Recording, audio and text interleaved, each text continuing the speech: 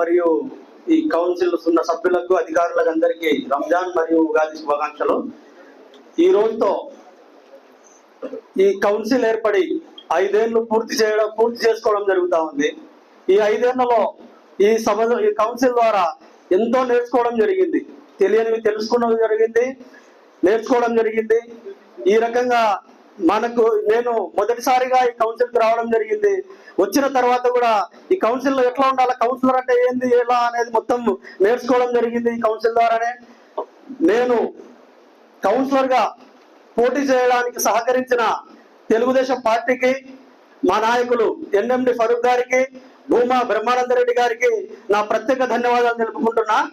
అలాగే ముఖ్యంగా నేను ఈ సభలోకి రావడానికి, ఇలా ఈ మైక్ తీసుకొని సమస్యల మీద చర్చించడానికి కానీ, సమస్యలు లేవనెత్తడానికి కానీ నాకు అవకాశం కల్పించిన నా వార్డు వీసీ కాలనీ ప్రజలందరికీ పేరు పేరున మనస్ఫూర్తిగా నేను ధన్యవాదాలు తెలుపుకుంటున్నా.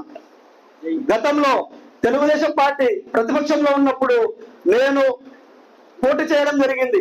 పార్టీ మీద అభిమానంతో, మా నాయకుల మీద అభిమానంతో, నా మీద నమ్మకం ఉంచి అత్యధిక మెజార్టీతో నన్ను గెలిపించడం జరిగింది.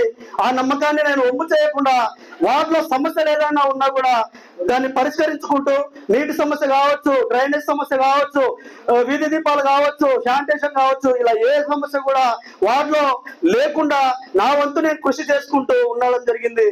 నా వార్డులో శాశ్వతంగా ఒక సమస్య ఉన్నది. 2 వార్డులలో నీళ్లు, 2 సందుల్లో నీళ్లు పోవడం జరిగింది. అది కూడా అధికారుల సాయంతో ఇప్పుడు దాదాపుగా పరిష్కారం అయింది. ఇంకా కొద్దిగా ఉంది. ఆ పని కూడా అయిపోతే ఆ నీళ్లు కూడా వాళ్ళ ఇళ్లలోకి రాకుండా ఆ పని కూడా నేను చేసిన వాడిని అవుతాను. కాబట్టి నేను ఖచ్చితంగా ఈ రోజు నాకు సహకరించిన అధికారులందరికీ పేరు పేరున నేను ధన్యవాదాలు తెలుపుకుంటున్నా.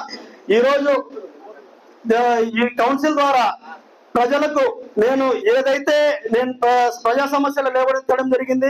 కొన్ని సమస్యలు కూడా, కొన్ని మున్సిపాలిటీకి సంబంధించిన స్థలాలు కావచ్చు, ఒక్కోటి స్థలాలు కావచ్చు, మంచినీటి మీద సమస్యల మీద కావచ్చు, ఏ దాని మీదైనా నేను ఇక్కడ ఎత్తిన నా గళాన్ని, నా వాయిస్ ను ప్రజలకు అందేలా చేసిన మీడియా సోదరులందరికీ నేను ప్రత్యేకంగా ధన్యవాదాలు తెలుపుకుంటున్నా.